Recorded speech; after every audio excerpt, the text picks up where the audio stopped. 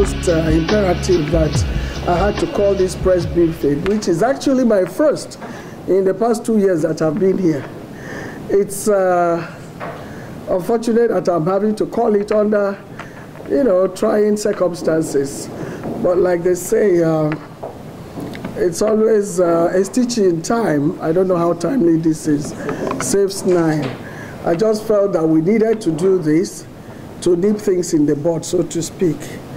So I shall begin by reading my statement, copies of which will be handed over to you after the briefing, just so you have the correct picture of things and in writing too.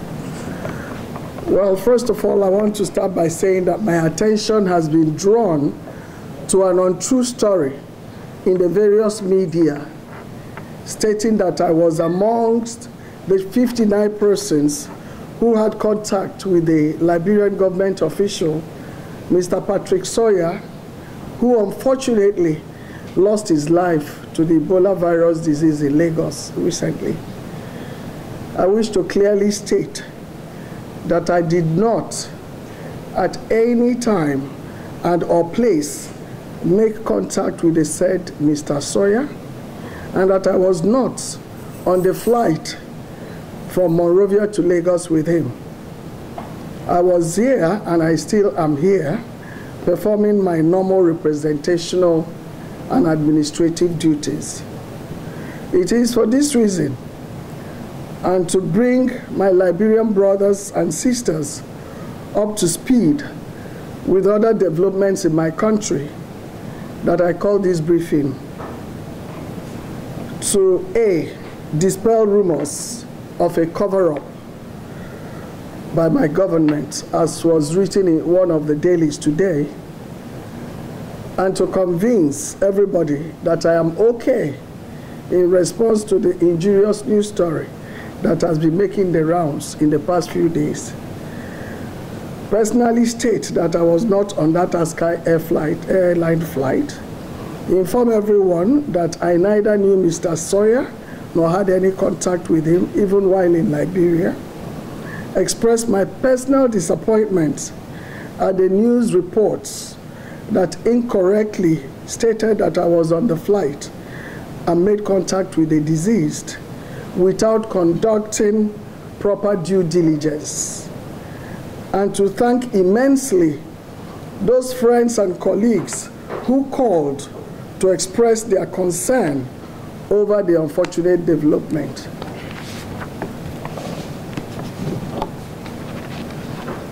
And above all, to express the solidarity of my president, Dr. Goodluck Ebele Jonathan, GCFR, his government, and that of my people with the government and people of Liberia for the efforts being made in trying to contain the spread of the disease, and to encourage Madam President and members of the Ebola Task Force in particular to continue doing the good work she is doing in this regard.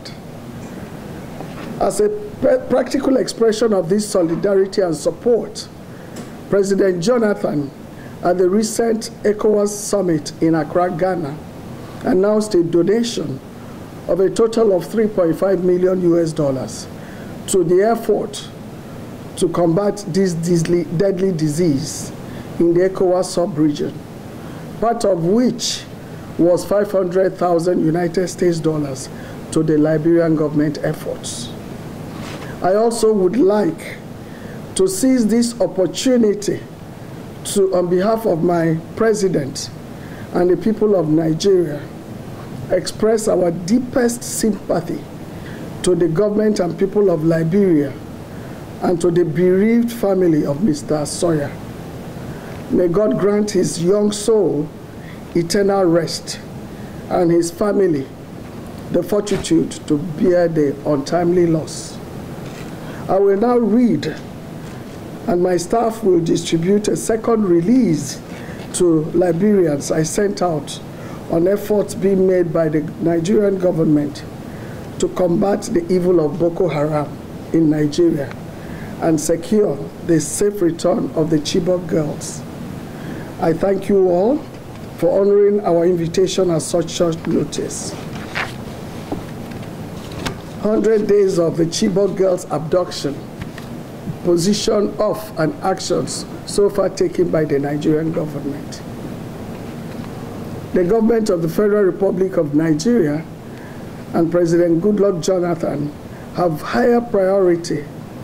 no higher priority than defeating Boko Haram and rescuing the kidnapped Chibok schoolgirls.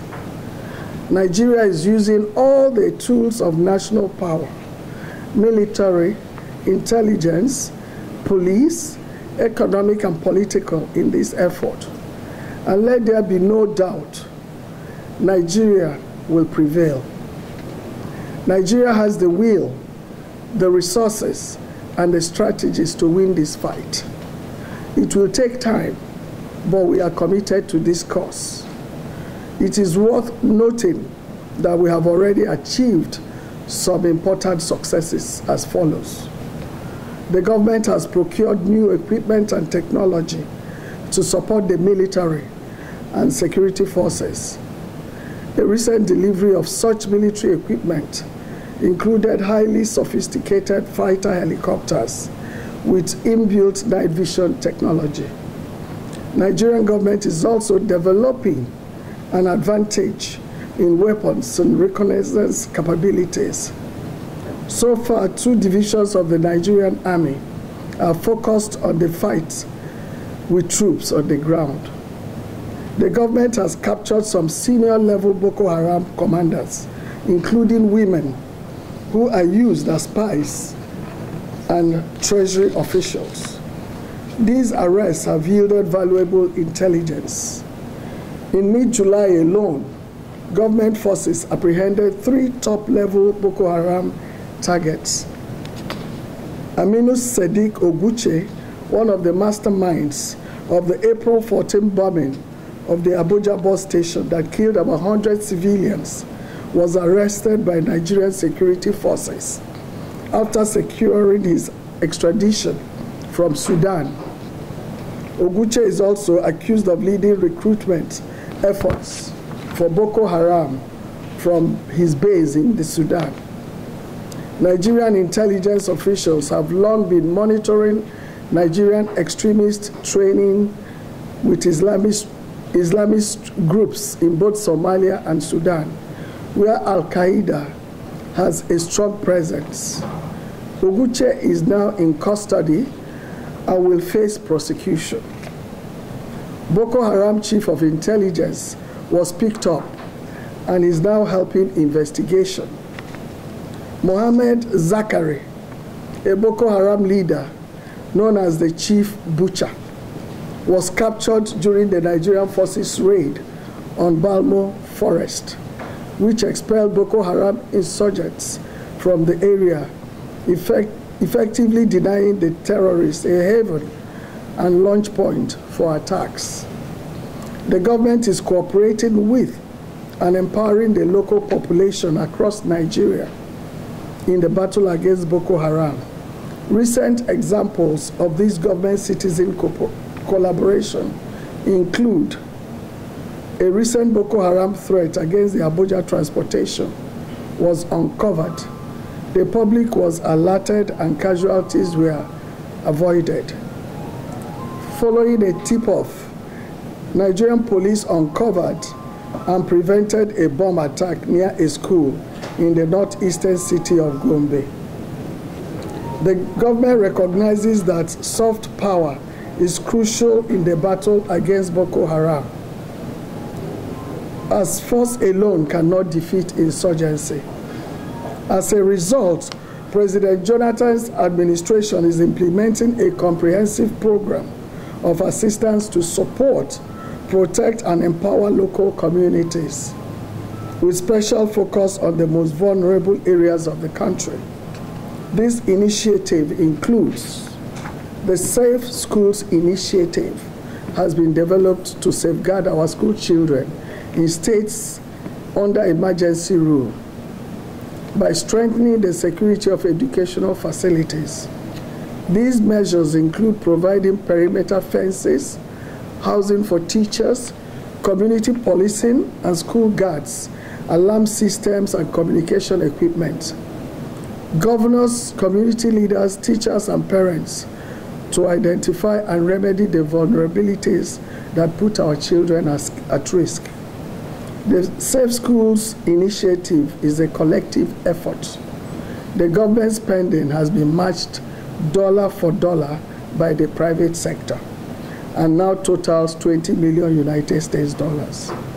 Our goal is to create a fund of $100 million to support this program, and we have already received pledges of support from the UN Special Envoy for Global Education, the World Bank, the African Development Bank, and other donors. The Nigerian government will continue to expand its program aimed at improving access to education for underprivileged children. Accordingly, President Jonathan's administration has also instituted a data collection system to determine the number of children out of school in Nigeria. The Nigerian government has undertaken important steps to address the socio-economic effects and factors that feed the insurgency and is implementing a community services program that has already recruited 11,500 young people to participate in public works projects. The UWIN program supports hundreds of young entrepreneurs with grants so that they can start businesses or expand existing ones. The government has launched a presidential committee on victim support fund, a public-private partnership with $30 million United States dollars in funding to mobilize resources and administer appropriate support to victims of insurgency and Boko Haram terror activities across the country. The committee is chaired by a highly respected retired General Theophilus Yakubu Dajoma, an accomplished businessman, philanthropist, and patriot who had supported similar public causes with resounding transparency and enormous goodwill in the past. Similarly, over the long term, the Nigerian government is developing a comprehensive economic empowerment plan for the region, the Presidential Initiative for the Northeast, PINE. Other strategies adopted by the federal government of Nigeria to curb the menace of Boko Haram insurgency in Nigeria include quantum increase in the number of troops, which I had already said, deployed to the northeast of Nigeria from 15,000 to 20,000.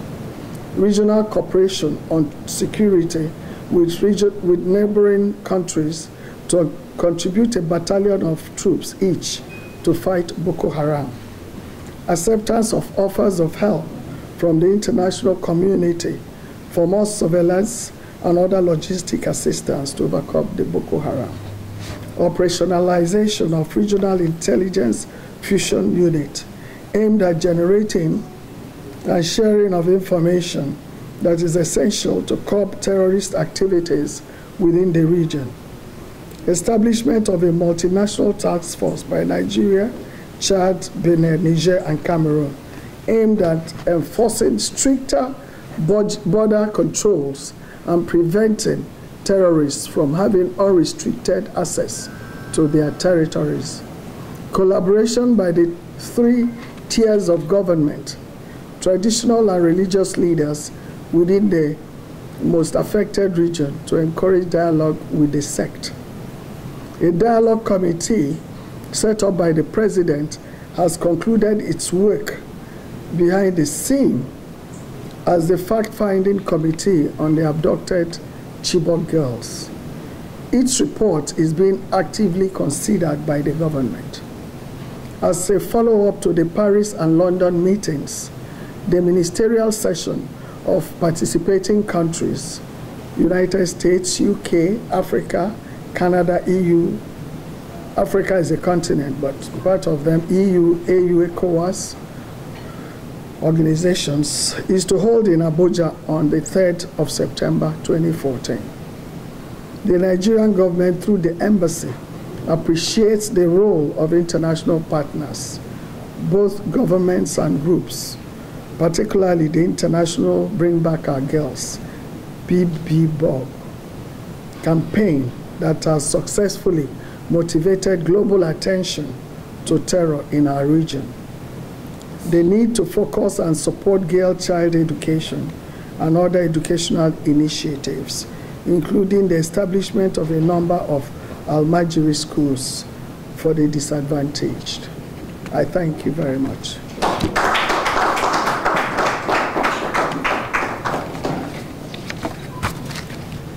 So that's my briefing today. Oh, sure. Yeah. Okay. No, let me just give you a lead. My name is Siwa. I read from the newspaper. Yes. Madam Ambassador, since the report, have you all been questioned by the federal government of Nigeria relative to your association, quote unquote, relate party Sawyer? If then, what was the interaction with government? What was the reaction? I don't quite understand that question. The reaction of Nigerian government to the person. I questioned you as to whether you were associating or associated. They've already, I don't know, we're going to distribute. Who has those things? Better circulate them. My government has already reacted to that. It was published in the papers yesterday. Of course, they know my movements. I cannot leave my post without the express permission of government. So they automatically knew that the story was not true, because there's no way I can leave here to travel out of Liberia without getting permission from headquarters to do so.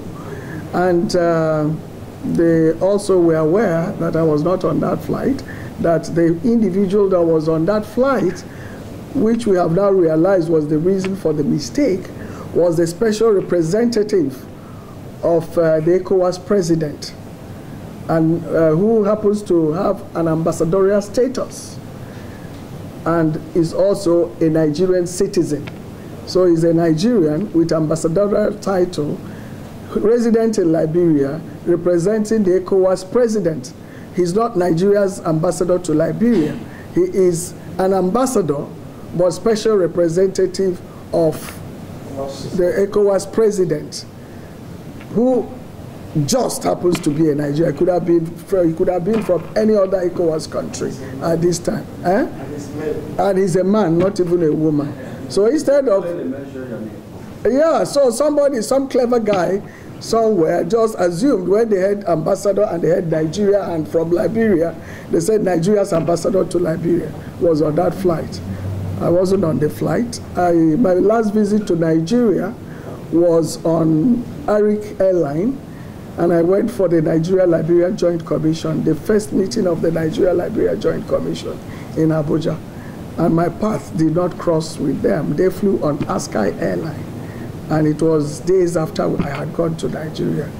And he died days after I was back from that visit. So I had absolutely nothing to do with him or the visit. He was going for a different meeting, the ECOWAS meeting in Calabar.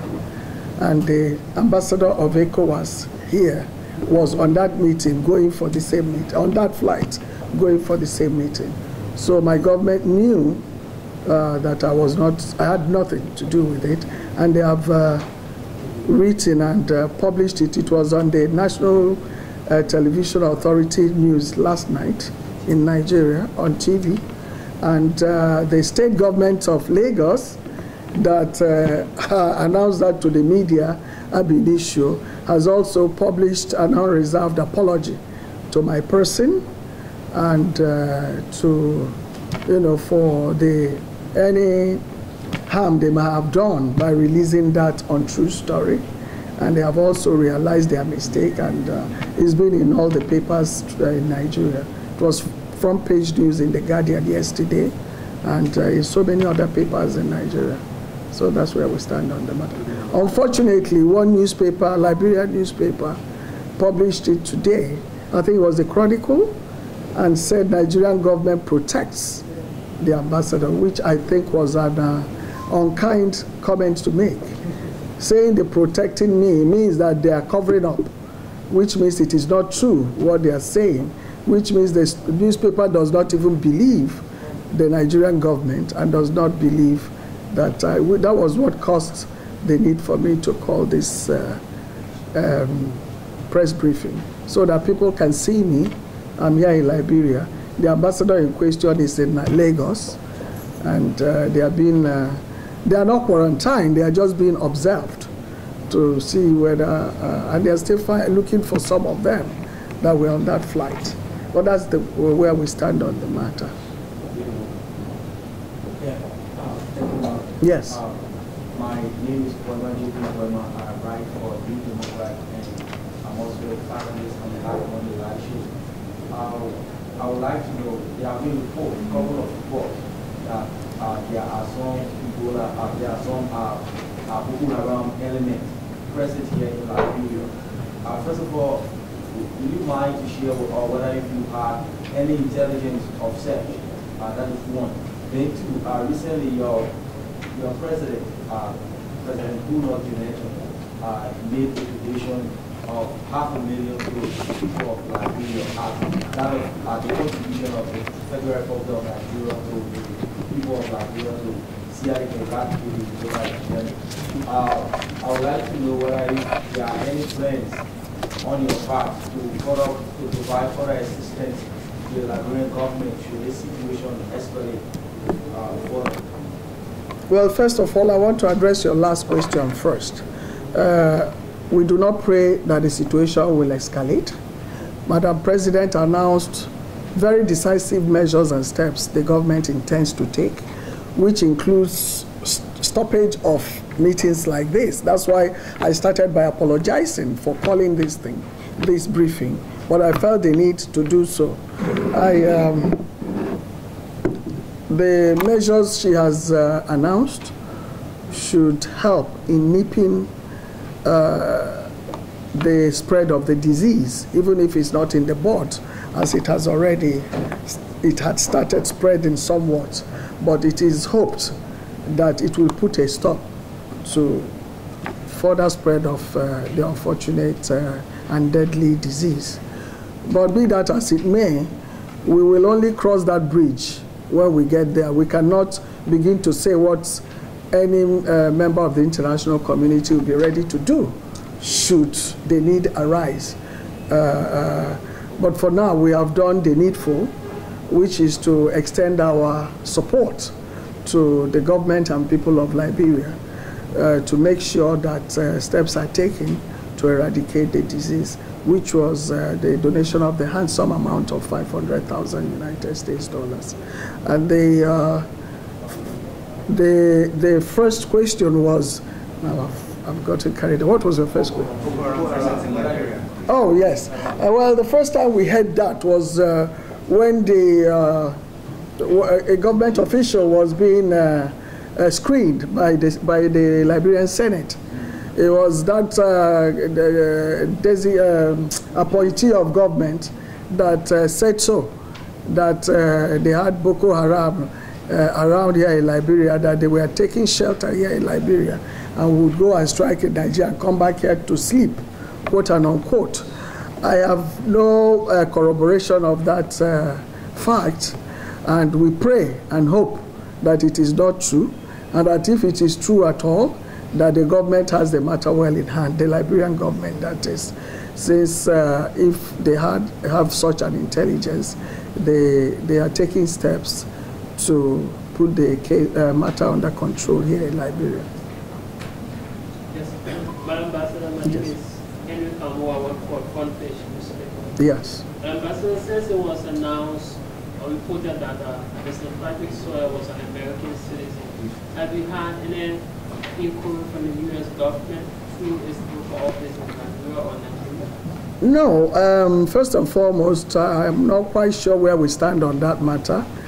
But if indeed he is a U.S. citizen, the government of United States will make a demarche on our government in the usual manner. It will not be here in Liberia, it will be with our embassy in Washington, D.C. And I am not sure, like I said, where we stand on that, because the original announcement on the matter said he was a Liberian citizen. But if indeed he is American, the usual diplomatic channels will be used to deal with the matter as appropriate. Who? There was somebody who raised his hand at the back. Was that you? It was you. All right, well, it appears we don't have any further questions on the matter, as I am sure I have addressed all the outstanding issues. But I just wanted to put an end to the rumor making the rounds that I was quarantined in Nigeria.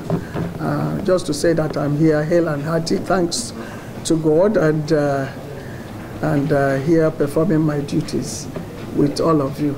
Thank you very much. I hope we will continue this chat after the whole situation is under control.